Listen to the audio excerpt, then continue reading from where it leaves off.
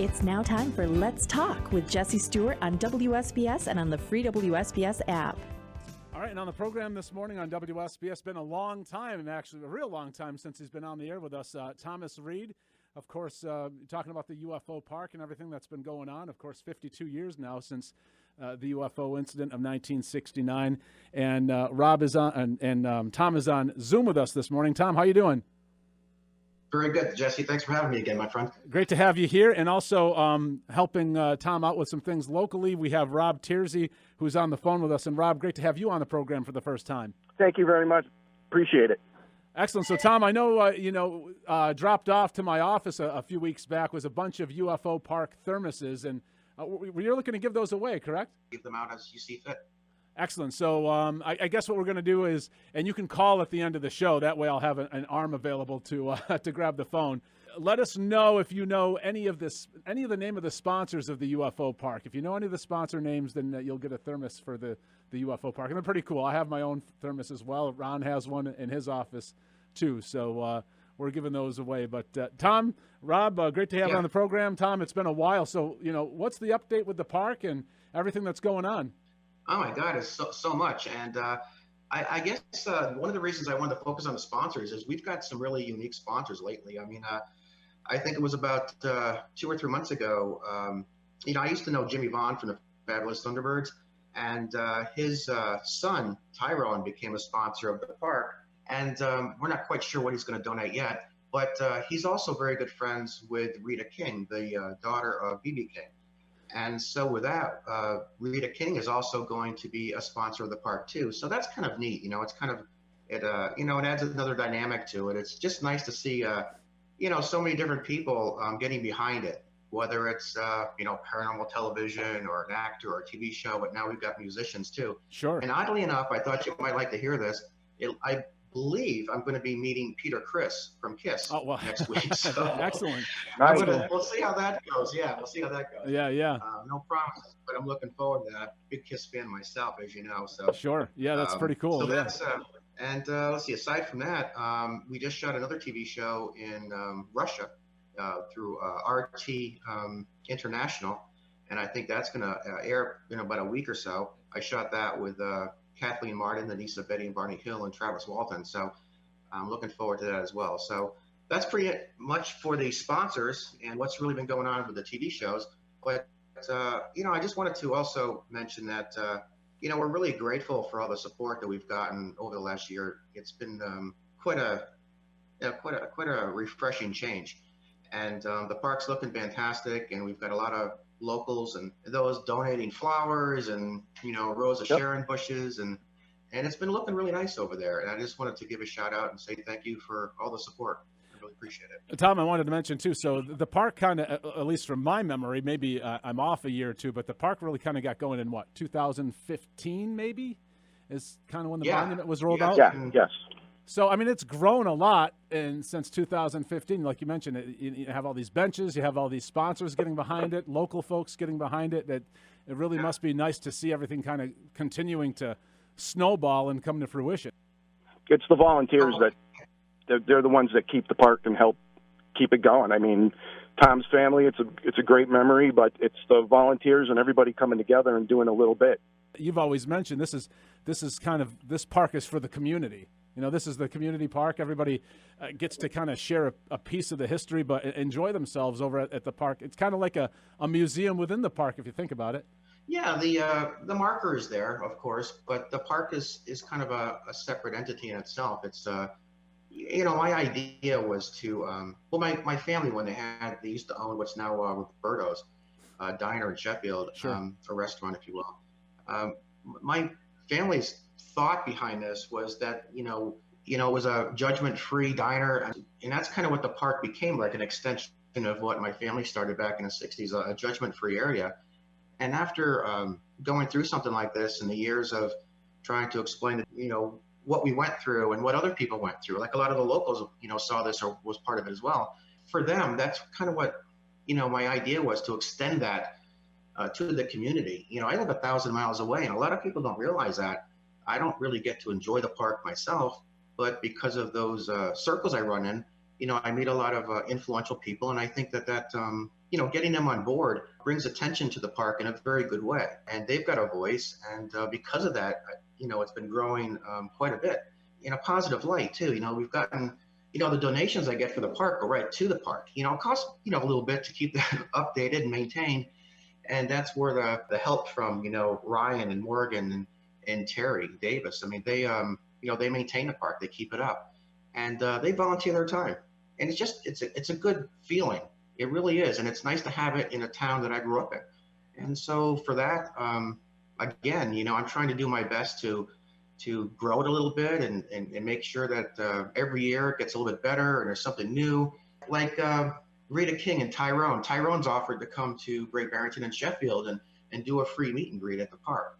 So by having these celebrities, if you will, in TV shows, I can bring them to the park. And if they're going to be a sponsor, they can certainly jump on a plane and meet me out there. So, that's what I'm trying to do in the future, is to bring something different to the area, bring these celebrities to the area, even if it's for a day or so, just to get some pictures and shake hands and that kind of thing. So that's my hope for next year. Excellent. And Rob, we should bring you in too. Kind of tell us a little bit how you and Thom met up and kind of how your role is involved in all of this. Well, I've always really just appreciated the park for what it is. It's a beautiful spot, and it's peaceful. It's gorgeous. I think 2016, me and Thom met, and we hit it off right away. And I always told him, anything you need, anything I can do to help, I'd volunteer and help him any way possible. Volunteers, unity, keep it. Everybody's looking for positivity. I loved it. I learned more about Thom's story, and we've become very good friends, and I appreciate that. I'm thankful to be part of it. Tell us, Thom or Rob, either of you, tell us a little bit about the first wedding that was held at the UFO Monument Park. Well, I was the best man, so okay. I can tell you that. Sure, okay. It was a lot of fun. We had a really, really good time. And I think Thom also had a good time. Am I right, Thom? Oh, yeah, it was pretty cool. I mean, Melanie was there, too, from, the Berkshire UFO thing. And unexpected. And then all of a sudden, bang, let's have a wedding there. And so I came up with the limo, and I actually, drove the bride and groom, if you will, through those steps that we took in 1969. So they actually not only had the wedding there, but we actually drove the same route that my parents took that night. So that was kind of fun. And we talked a little bit about the history and how the Goodwill message was manufactured. And I think it was North Adams. And it was, I think, left on the moon 6 weeks before the sightings of September 1st. So, there's a little backstory there. And it was kind of neat. It was great. Good memory. And guys, for obviously, you're having a wedding there. People are coming from all sorts of areas to come check out the park. More businesses coming in locally because of that. But for anybody who's a newcomer who hasn't been to the park yet and would like to explore the park, just tell any newcomers where it is and how they can get there. Covered Bridge Road. Bridge Road, yeah. Yeah, just go across the bridge and the benches are right there. The lights are there, the solar lights, if you will, and the marker from the state. And it's but like I said, judgment free to the public. I don't think a lot of people are aware that it actually went before the United Nations. A lot of people are aware that my father was a attorney, but I don't know they're aware that he was also a mayor. And in 1991, we were approached by another attorney in Manchester, Connecticut, and his name was Robert Bletchman. And Robert Bletchman actually was an attorney and a colleague of my father's, but he happened to have an office right where my condo was. And so I met with him through a request of my dad, and he was actually had an interest in the Hudson River Valley incident. A lot of people might remember, that's kind of the Pine Bush thing. And so because my father was an attorney and a mayor at the time, and this incident in Sheffield and Great Barrington took place over water, over the Housatonic, he thought that there might be a connection between the Housatonic incident, if you will, and the Hudson River incident, which would be Pine Bush. And so he asked my father if it would be okay to mention this incident at the UN in support of GA 33426, which was the idea of all our countries sharing our information together, regarding UFOs. And that took place on October 2nd, 1992. And oddly enough, my father did pass on that October 2nd date. So originally, when I tried to do this for the community, I was also trying to do something in memory of my late father, to pay tribute to him for advocating this and everything he went through. So the park is really dear to me. It means a lot to me, and I really don't want that to get lost, because there's a lot of heart, and I think like Rob and Morgan and Terry and Ryan and all these others that support the park, that's really their driving force, is the fact that it's very heartfelt. And I try to bring a lot of TV shows in and make it fun and bring in sponsors and that kind of thing and musicians to support it. But at the end of the day, it's really in a heartfelt park, and I think that's what drives the support as well. Absolutely, yeah. And by the way, if you want to read more about that, the wedding that took place there, I know our very own Ron Carson wrote up an article about that, and you can check that out at WSBS.com. But yeah, as you mentioned earlier at the top of the program, Thom, more sponsors are coming in, so you have a lot more people that are continuing to believe in the park enough to sponsor it, correct? Oh yeah, I mean we've got Travel Channel and Ben from Factor Fake, Travis Walton from Fire in the Sky, you name it. We've got so many freaking sponsors. I mean, it's crazy, and we get more all the time. But I'm talking to actually one of the actors from Lost in Space. Yeah, see a lot of things in motion. Rob, being back here, kind of overseeing the park. How are things going? That you're seeing on a local end with feedback about the park. I get a lot of really positive feedback. I mean, it's constant. It's every week. I hear real positive things.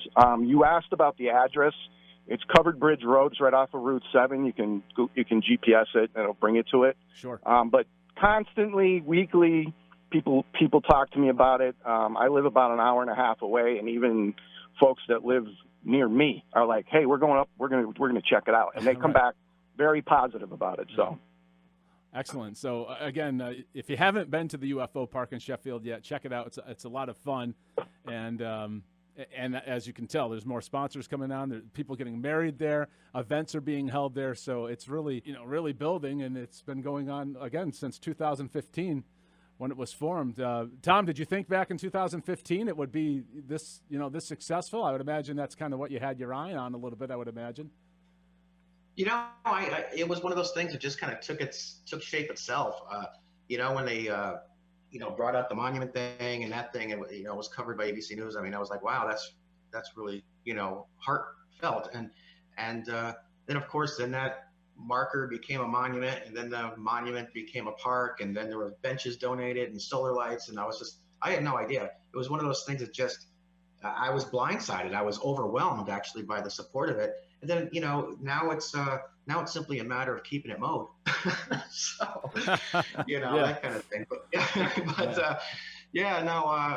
I'm just really grateful and happy that it's successful. It's there, and it's there for everybody else. And it pays tribute to what took place there. And it's really for everybody that was a witness to this and or knew someone who was. And that's been my goal from the beginning, was to just pay back to my once hometown of Sheffield, Great Barrington, and do something nice for them.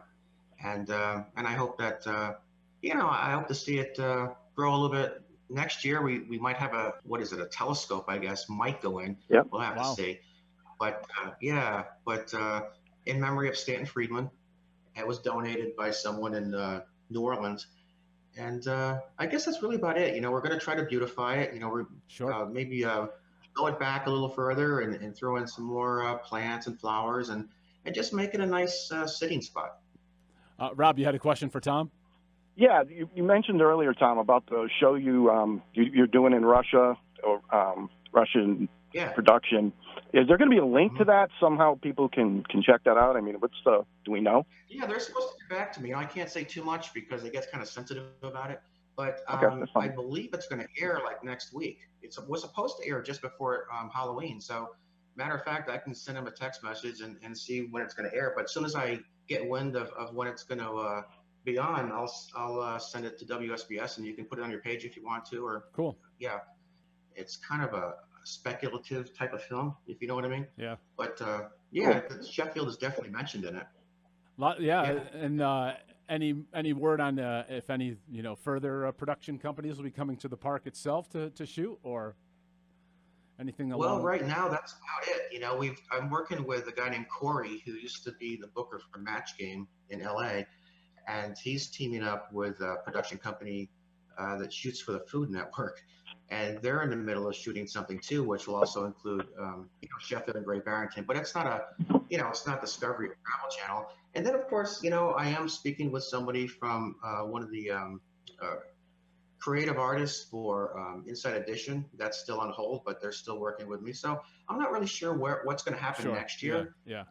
But there's some smaller things happening, and by the way, I was at the Roswell UFO Museum and I saw WSBS's letter there. So yes, still in the Roswell UFO Museum, guys. Yeah, so we're etched in history as well now.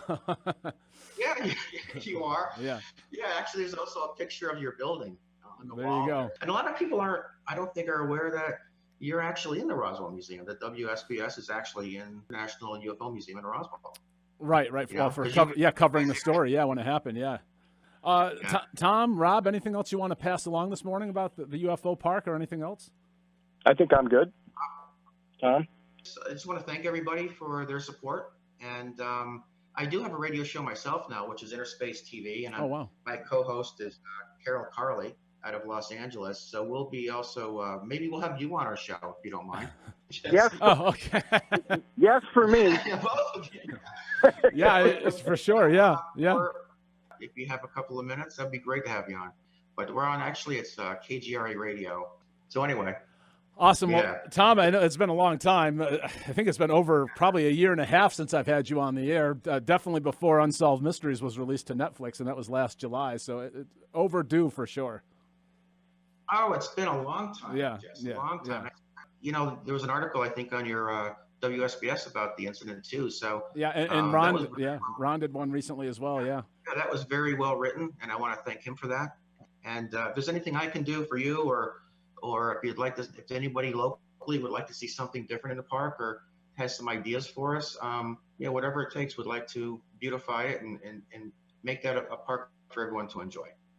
Excellent. Well, Thom, we've been speaking with Thom Reed as well as Rob Tiersey, talking about the UFO Monument Park, of course, located on Covered Bridge Road in Sheffield. Check it out if you haven't been there yet. And guys, we want to thank you for giving us a few moments of your time this morning.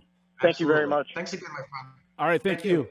Take care, Jesse. Thank you. You too. Time is 9:27. That's going to wrap up Let's Talk this morning on your hometown station in the Berkshires, 860 AM and 94.1 FM WSBS.